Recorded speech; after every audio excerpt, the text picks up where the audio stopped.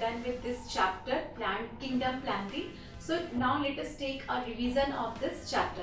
So students, as earlier we have discussed about plant kingdom.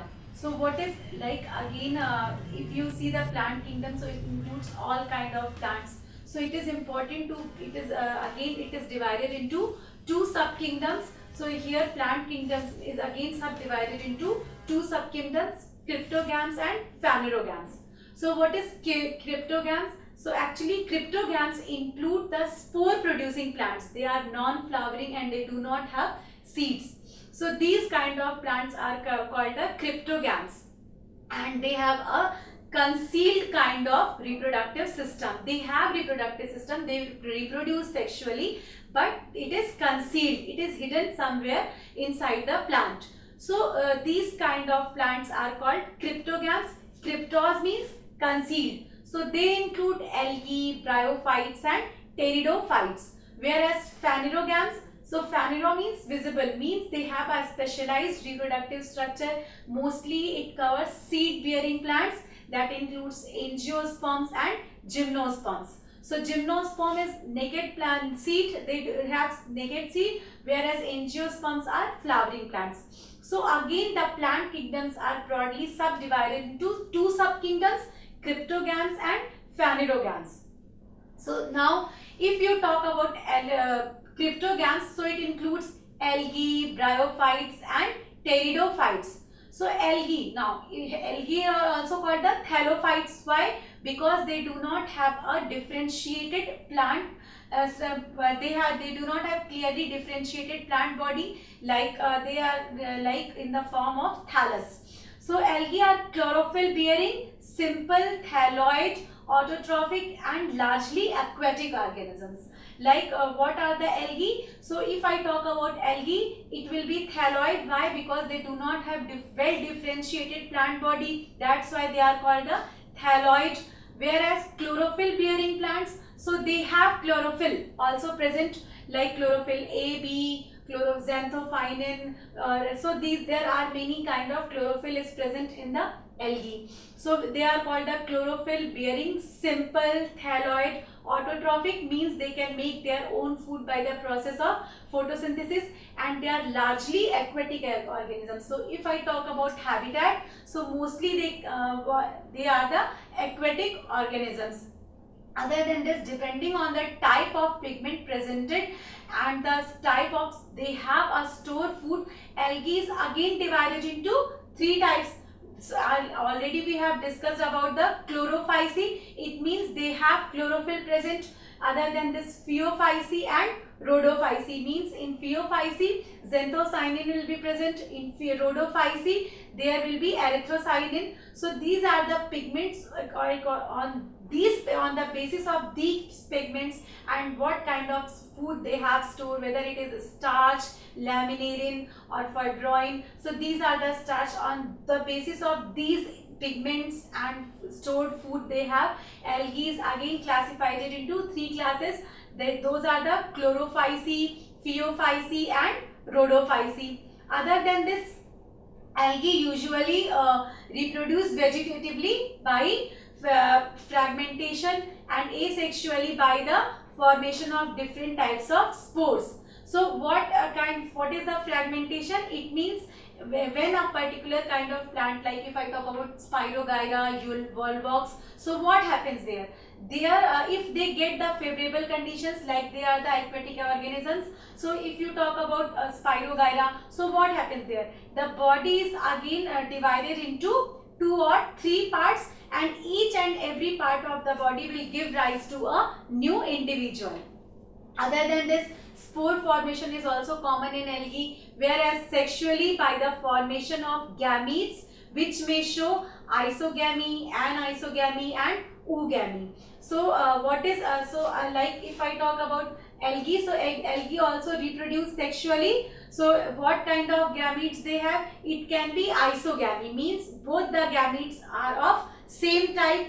Anisogamy, one gamete will be of maybe smaller or larger. So aniso means they will not be of similar size. Or oogamy, oogamy means one gamete will be a large and another will be a very small. So here again, if I talk about how do they sexually reproduce, so the gametes can be of isogamy, anisogamy or oogamy. Now, so this is all about algae, means how they are classified. So they are classified on the basis of their pigments, like what kind of pigments they have present, what kind of food they store, and again other than this we also discussed about fragmentation. So if you recall, we have discussed about they reproduce by the fragmentation, means the body is divided into 2 or 3 parts, and each and every part of the body can give rise to a new individual. Now, so here we have discussed about algae. Again, we also discussed about the bryophytes. So these are the plants which can live in soil but are dependent on water for sexual reproduction. So what are the bryophytes? If you recall about bryophytes, so how they are more advanced from the thallophytes, means they have a little bit of differentiation in their body. Other than this, they are also called the amphibians. Why? Because they need water for living. They need land as well as water. Means if they have to reproduce sexually, they need water. So so here we have this. What we need, that's why they are called the amphibian plants. Their plant body is more differentiated, as earlier I told you that in algae they are completely thallophytes, means there is no body differentiation, but in bryophytes there are little bit of differentiation in their body. It is, other than this, it is thallus-like and prostrate and or erect and attached to the substratum by rhizoids, means they do not have a clear root. Why they are called prostrate, and because they do not have, actually they do not have vascular bundles or tissues present. So because of that, how will they do their transportation will occur? So because of that, they are not very tall plants, they are prostrate, means they are attached to the substratum. Other than this, if I talk about bryophytes, so how they are attached to the substratum by the rhizoids. So in few bryophytes, like if I talk about liverworts, so there are unicellular rhizoids are present, and in mosses there are multicellular rhizoids are present. So what are the rhizoids? So if you recall, rhizoids are actually root-like structures which helps to the transportation or absorption of mineral and water from the soil, and it also anchored the plants to the soil. The third hole of a flower, that is androecium or stamen. So here I have written about and here I have shown the anther. So this is the male reproductive part of a flower. This is also called the androecium or stamen. So this will be a third hole of the flower. This will also be called the male reproductive part of a flower. Now, how they are made up of? So these are the collection of stamen. So these, like if I talk about androecium, this will be the collection of stamen, and this stamen is modified leaf, or what we can say, these are also called the microsporophyll. Microsporophyll. So this stamen is also called a modified leaf or a microsporophyll. So anther, now again anther has two parts, filament and anther. So again stamen will be two parts, filament and anther. So what would be the role of filament? So here you can see I have drawn the picture of stamen. This portion will call the filament and this portion will call the anther lobe. So what is the role of filament in stamen? This will provide the nourishment to the. Now we are going to discuss about the fourth hole, that is gynoecium or pistil of a flower. So what we can say, that this is the innermost hole of a flower. What is this? This is the innermost hole of a flower, and this will also call the reproductive part of a flower. Sorry, female reproductive part.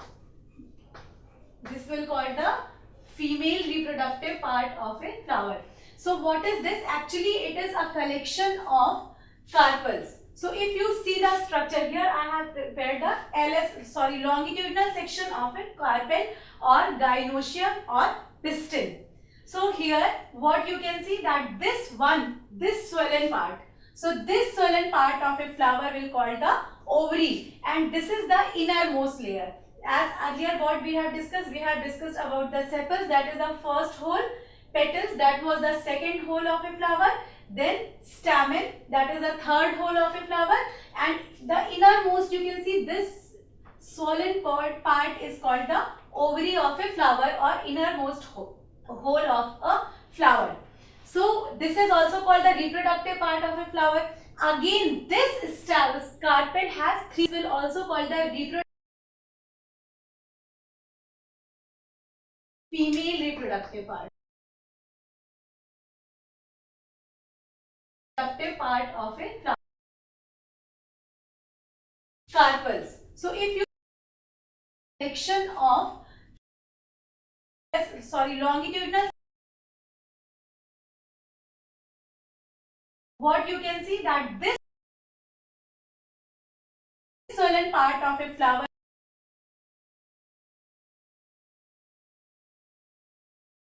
we have discussed about this, was the second hole of a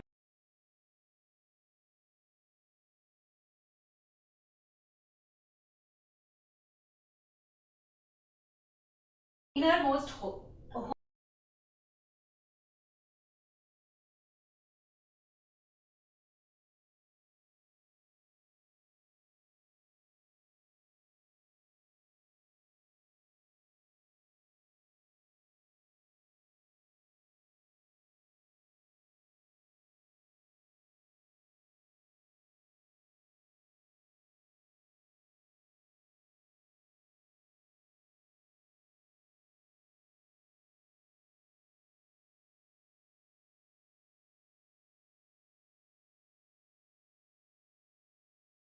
What you can see that this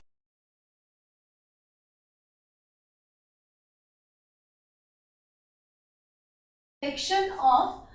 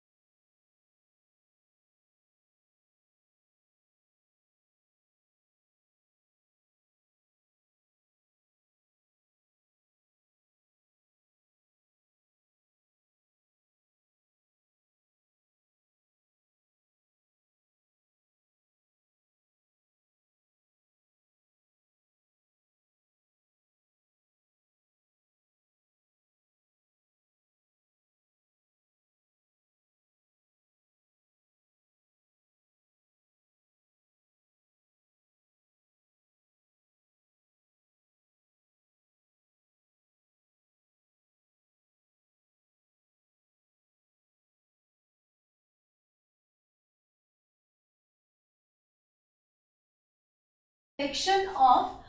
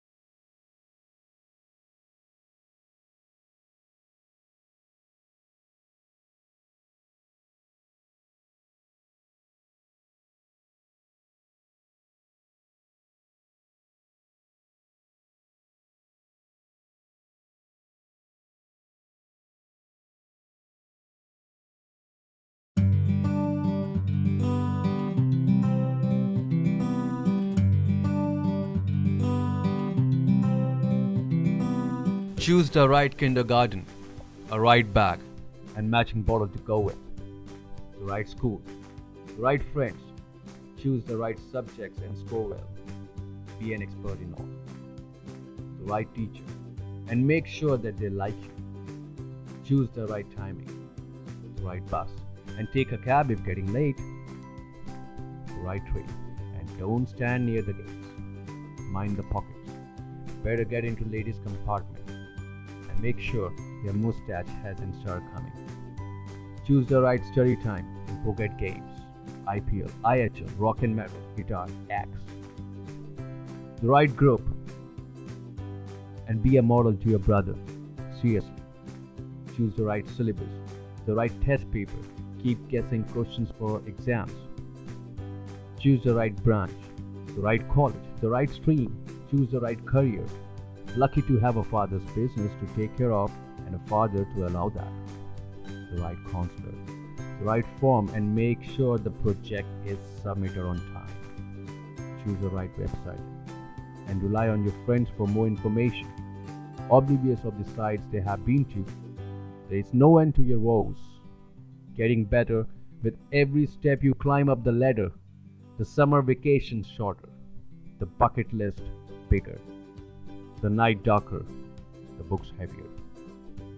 The only light you have is your friends ahead of you. Probably he is right. Ever thought how he got the direction? No more spending your energy and money on coaching classes. No more missing classes for rain, rally, and nonsense. Get your interest back in subjects through our creative ways of teaching. Doubts, concepts, applications, all explained through one vibrant animation. Subjects covered by multiple teachers with repeat telecasts. Special programs only for basic foundation and paper analysis. Personality development, career counseling, admissions, hobbies, all covered. A new approach to study with long-term perspective. So sit back comfortably in your homes and watch Study Spectrum TV channel.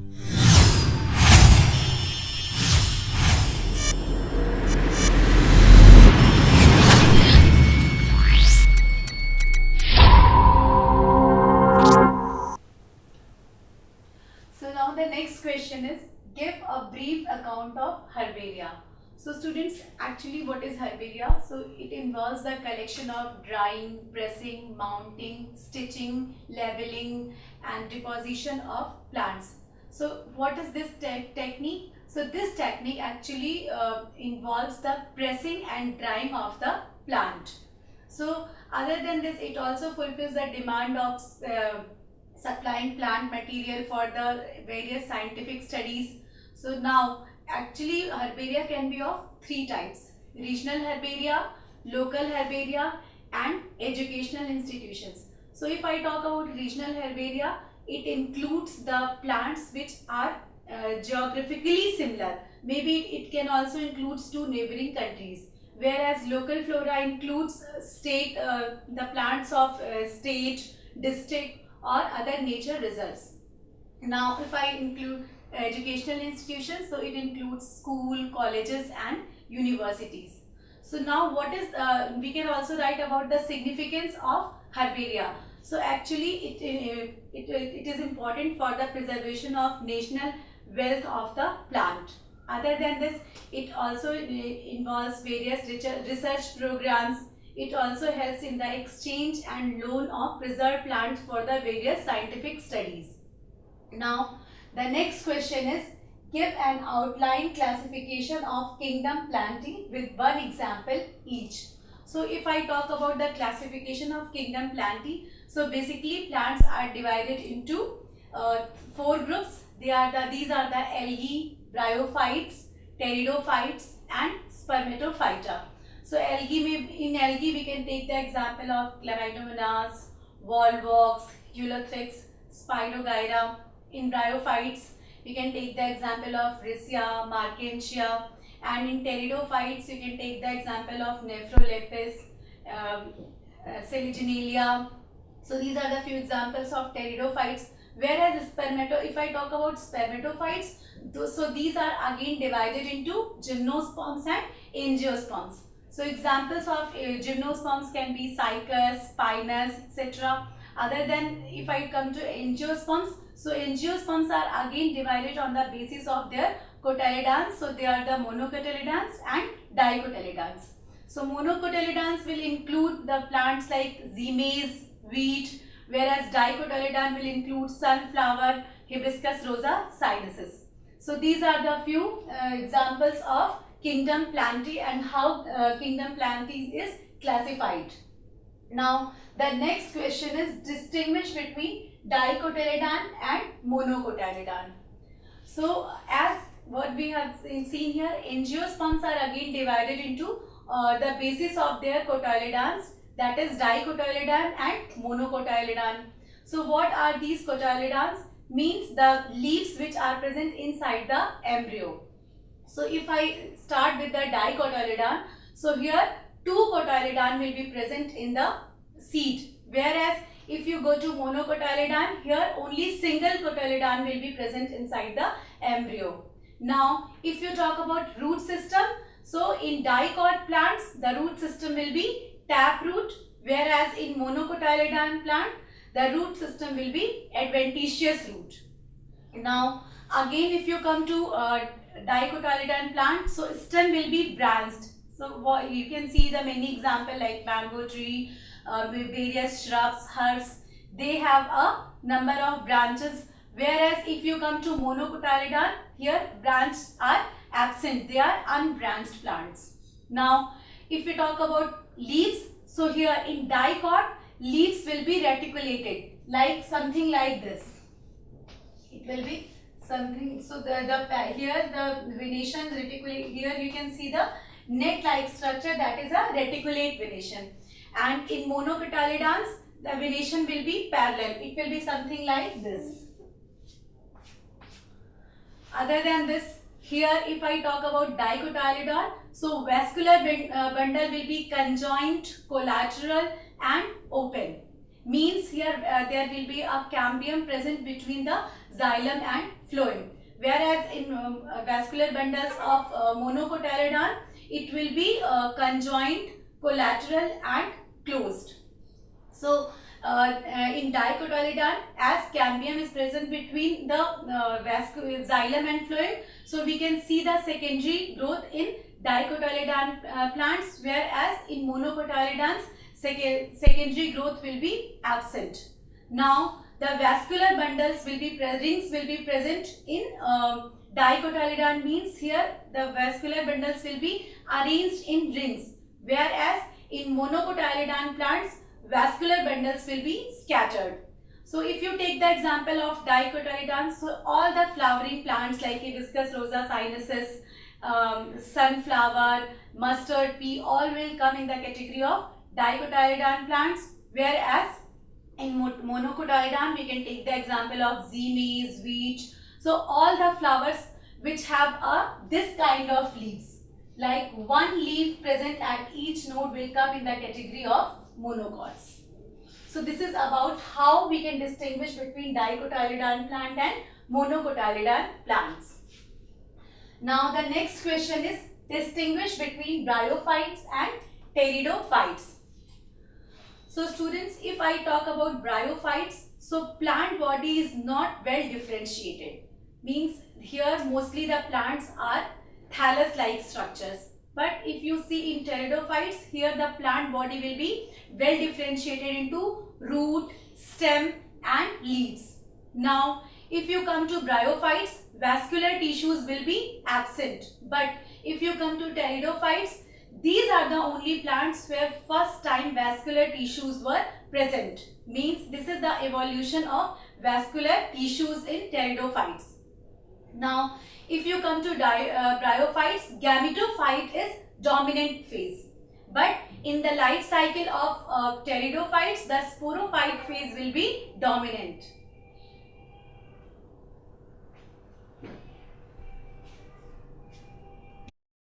So what is all the plants has to go through this life cycle. There sometimes it will be in a diploid stage and sometimes the plant will be in haploid stage.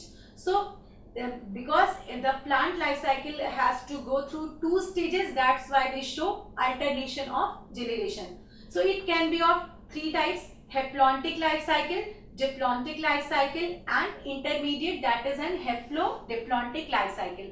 So if you recall what happens in haplontic life cycle, it is mostly occurs in algae where the main plant body is gametophyte. But if you see in angiosperms and gymnosperms, basically in seed plants, the life cycle is diplontic, means the main plant body is sporophyte, that is a diploid stage, and it is a long-lived plant. Whereas haplodiplantic is intermediate, means the plant has to be in both the stages equally, like if you see haplontic and diplontic. So in bryophytes, if you see in bryophytes, so what happens? The dominant stage is gametophyte, whereas in pteridophytes the dominant stage is sporophyte.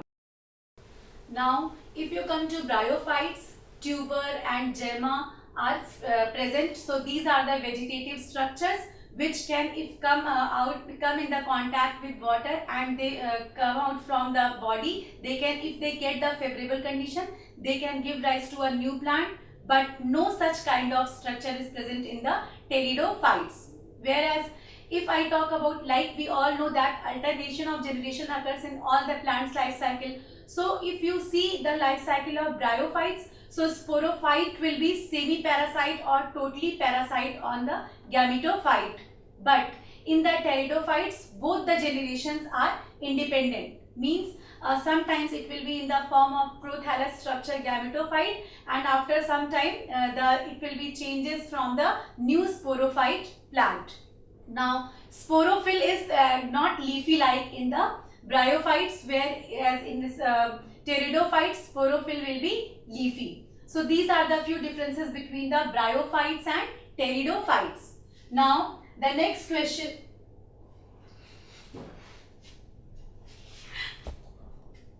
How do we preserve that kind of plant? So what happens there, we use some liquid preservatives like formaldehyde, acetic alcohol to preserve succulent plants.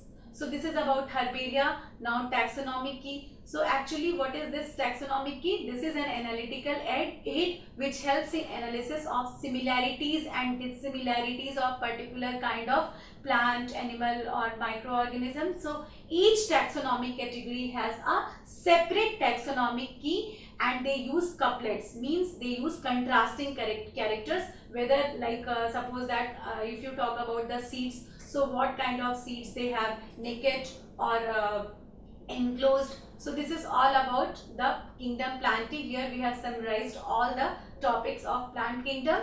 Now we are going to start with the question and answer. So students, now we are going to start with the questions. So here firstly we will start with the long answer questions. Now the first question is, give the characteristics of algae with 2 examples. So students, as earlier we have discussed about algae. So firstly we should know, we can write about their habitat, like what kind of habitat they show. So mostly if I talk about algae, they are aquatic. Sometimes there are many algae which are marine, some lives in fresh water, some grown in marine water, whereas some are terrestrial also, but mostly they are aquatic. And most of them are free living, but there are some algae which shows symbiotic relationship also. Other than this, you can also write down about the structure of algae. Sometimes, like if you see, there are many, we have also discussed it, that there are many algae which are microscopic as chlorella. Some are multicellular, branched and filamentous as Spirogyra, whereas some are filamentous, but some of them are very huge. So these are the here few characters through which you can write about the structure of algae. Now if you see the cell wall, so as earlier we have discussed that they have double layered wall. So one is made up of cellulose and another is made up of pectin. So cellulose will be the inner wall and pectin will be the outer wall. Otherwise if you see the roll off, so they provide the rigidity and support to the cell. Other than this, we can also write about the nutrition of algae. So these are the green plants. So mostly they are the autotrophic means they can make their own food. They are photosynthetic. Other than this, they have a chlorophyll A, that is a very necessary pigment, whereas they also have a accessory pigments like chlorophyll B, chlorophyll C, chlorophyll D, carotene, xanthophylls, phycoerythrin. So these are the pigments of algae. You can write about the nutrition and pigments of algae. Other than this, if you talk about, we can also write down about the reserved food material of algae. So it is in the form of starch. So this is all about the general characteristics of algae. But other than this, we can also write down about the reproduction of algae. So as we all know that algae divides by 3 methods: vegetatively, asexually and sexually. So what happens vegetatively? Vegetatively they divide by the process of fragmentation. As earlier we have discussed about the Spirogyra. So when it get the favorable conditions like proper nutrition, water and space, so each and every algae divides into 3 parts, and each and every part of the part can give rise to a new individual. Other than this, they also divide asexually by motile or non-motile spores. Other than this, they also reproduce sexually by fusion of gametes. Other than this, they show alternation of generation. So one generation will be haploid, or one generation will be haploid dominant, and other generation will be short living, that is and diploid or sporophyte. So haploid generation means here in algae the body is thalloid, means the body is not well differentiated into root, stem and leaves. So that's why the algae have they are not, their body is thalloid. So because of that, if you see main plant body will be gametophyte, and the short-lived body will be the sporophyte.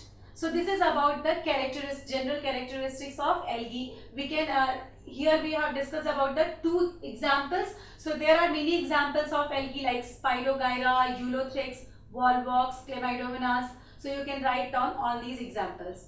Now the next question is, enlist the general characteristics of Pteridophyta with 2 examples. So students, if you recall, what is pteridophytes? These are the first true terrestrial plants on the earth. Here body is well differentiated into root, stem and leaves. So that's why they have a vascular tissue present, so that they are vascular plants. They are also known as vascular cryptogams. Why cryptogams? Because they are come under the cryptogams. They have a concealed reproductive system. They do not develop any kind of flowers, fruits or seeds. That's why they are called the non-seed bearing plants. Now if you recall about the leaves, we can also write down about the leaves. So leaves can be scaly in equisetum, otherwise it can be simple and sessile in Lycopodium, whereas pinnately compound in ferns. So pinnately means actually like if I talk about pteridophytes, their leaves are like feather-like. We can also write about the life cycle. So these kind of algae shows the heteromorphic alternation of generation, means one phase will be sporophyte, so another phase will be the gametophyte. Now sporophyte, here a main plant body is in pteridophytes, the main plant body is sporophyte, means the body will be well differentiated into stem, roots and leaves. So here, as the main plant body is sporophyte, it will be diploid dominant, whereas gametophyte will be haploid, green and independent.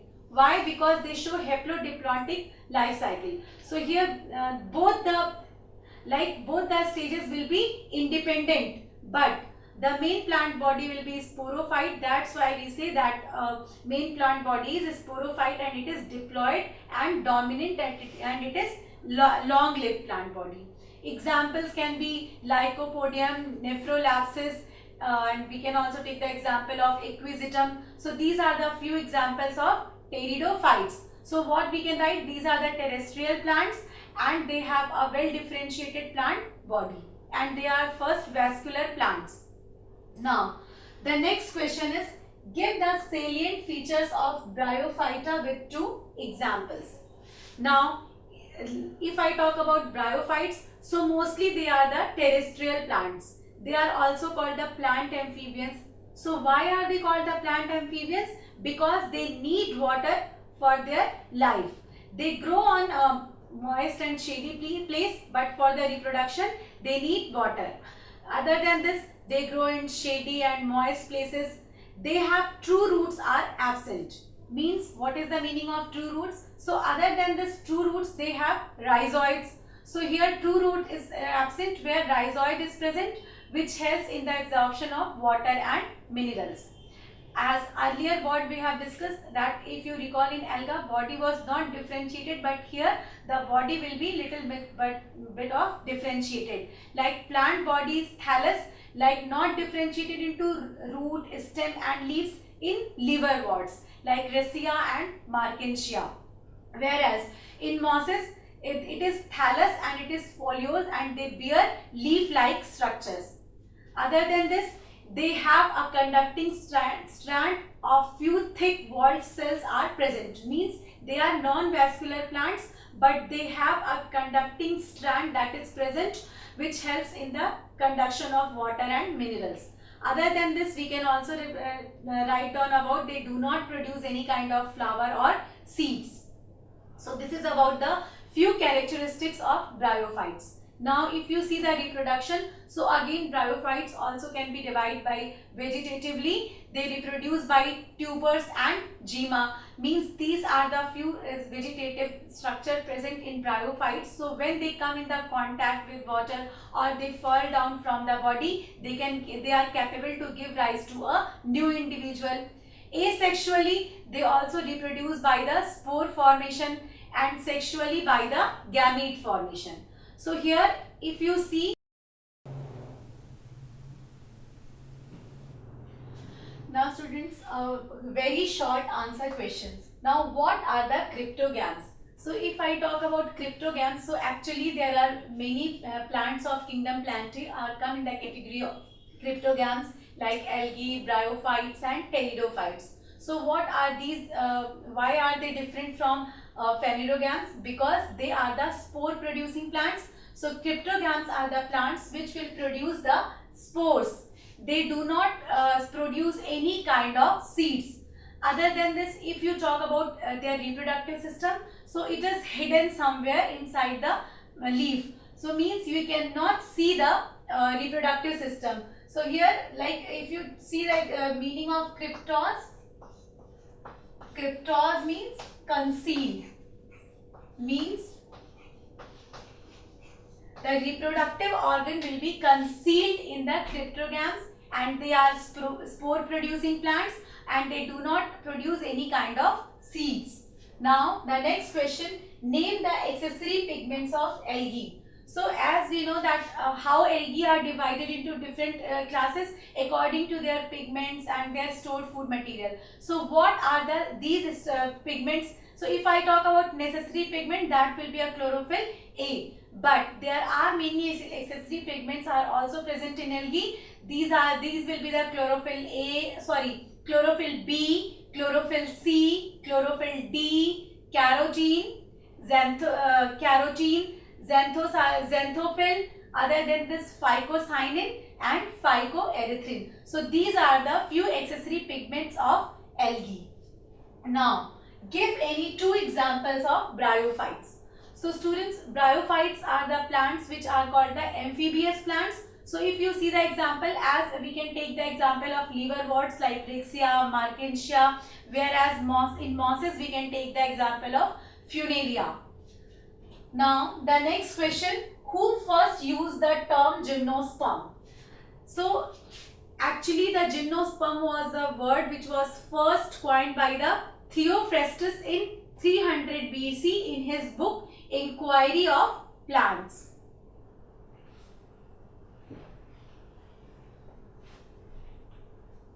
Which are if you see the enclosed, so they are called the phanerograms with enclosed seeds, means which they produce the enclosed fruits.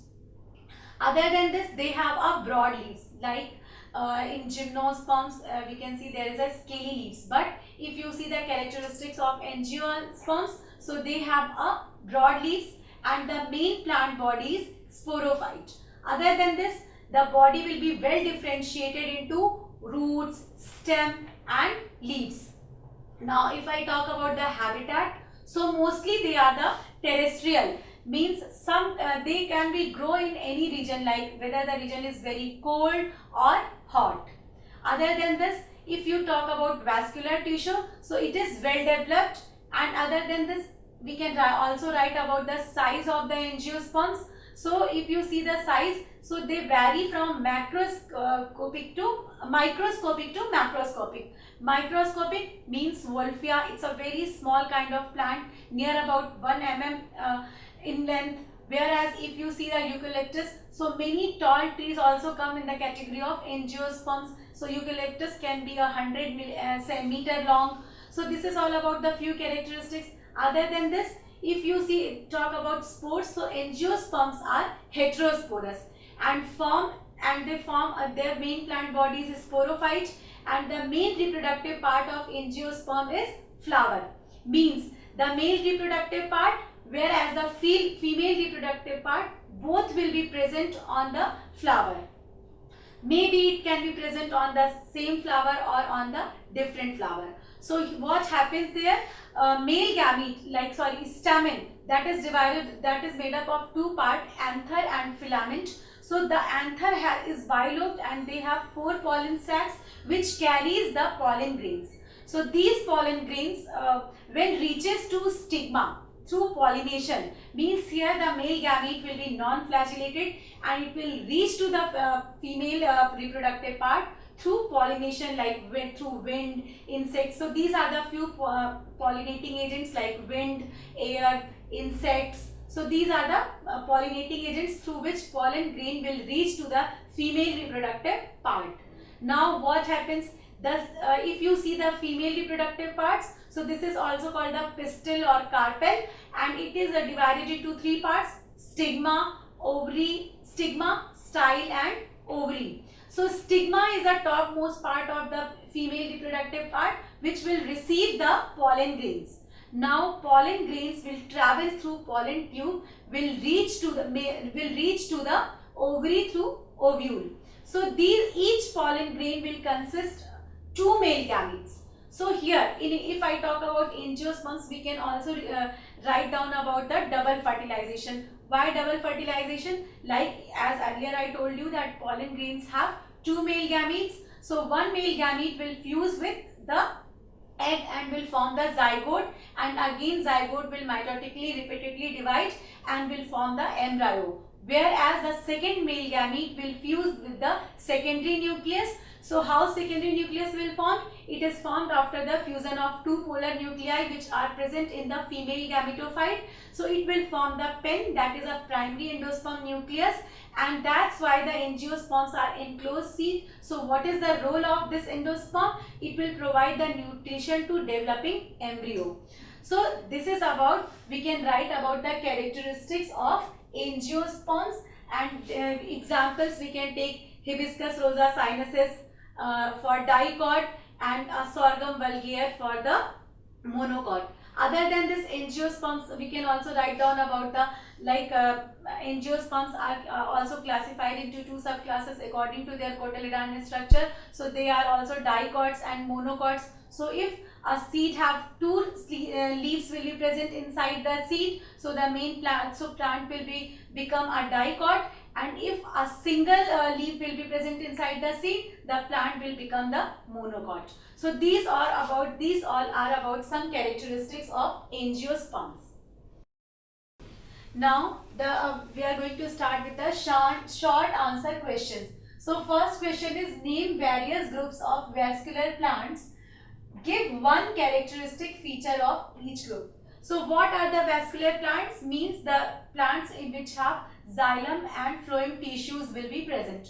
So what are those plants? So these are the pteridophytes, gymnosperms and angiosperms. So these are the parts, the kingdom plants, few groups of plants which have a vascular tissues present. So let us start with the pteridophyta. So here these are also called the vascular plants, and they are the first land plants which have a well differentiated body. That means the body is divided into root, stem and leaves. So if I talk about pteridophytes, so they are the vascular plants. And why? Because they are the first terrestrial plants. You can write about this.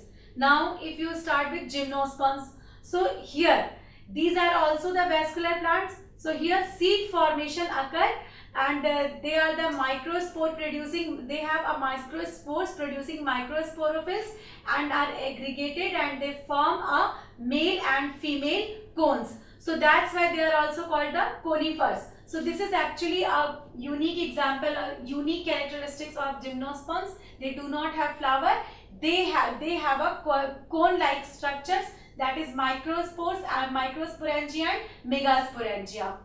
Now angiosperms. So if you see the characteristic of angiosperms, they are also vascular plants. So their unique feature is double fertilization.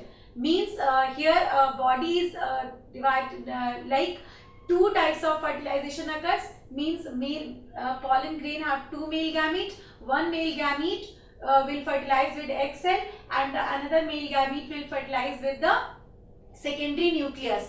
Other than this, there is one more characteristic of angiosperm, that they are the they are divided into two subclasses according to their cotyledons. So these cotyledons, what are these cotyledons?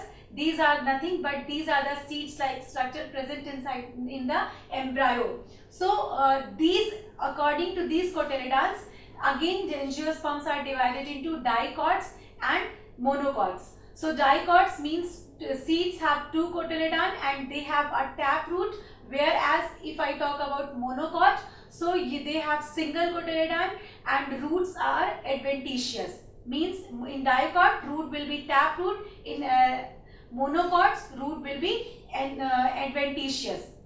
So these are the some things which we can write in this question, like name various groups of vascular plants. So what all you can write? You can write about pteridophytes, gymnosperm and angiosperms and their unique characteristics. Like firstly, when we came to pteridophytes, we have seen that these are the first terrestrial land plants. In gymnosperms, these are the conifers. Means the sporophylls when aggregate, they form the microsporophyll and megasporophyll, and they form the cones, so they are also called the conifers. Whereas if I talk about angiosperms, so what is the unique characteristics? Here double fertilization takes place, and again the angiosperms are divided into two classes, dicots and monocots, on the basis of their cotyledons. Now the next question, differentiate between gymnosperms and angiosperms.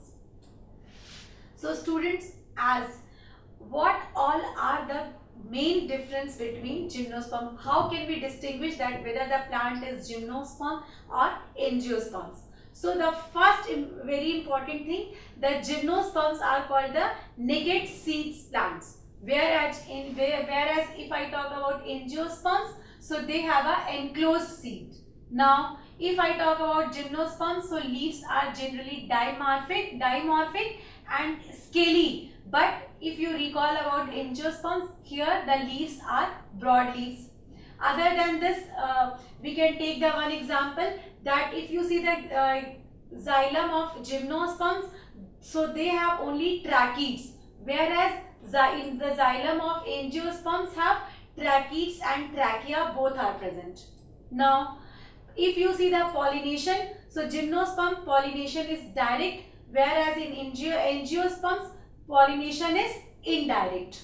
Now if I talk about gymnosperms, so microsporophylls forms the cones, whereas if you see the angiosperms, here cones are completely absent. Now you can also write about gymnosperms have a single fertilization, whereas angiosperms have a double fertilization occurs. So these are the few characteristics through which we can distinguish between the gymnosperms and angiosperms. Now The next question is write a note on botanical gardens. So what are these botanical gardens and what is its history? So the origin of botanical gardens are of any countries associated with its history of its civilization, where gardens and parks are established in various periods.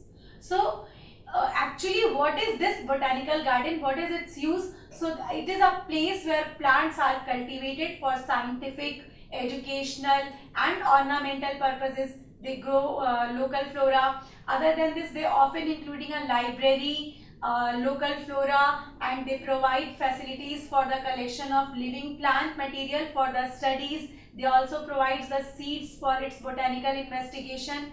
So these are the few things which we can see in the botanical garden. Other than this, they also contain herbaria, greenhouses and research laboratory. So this is all about the botanical garden.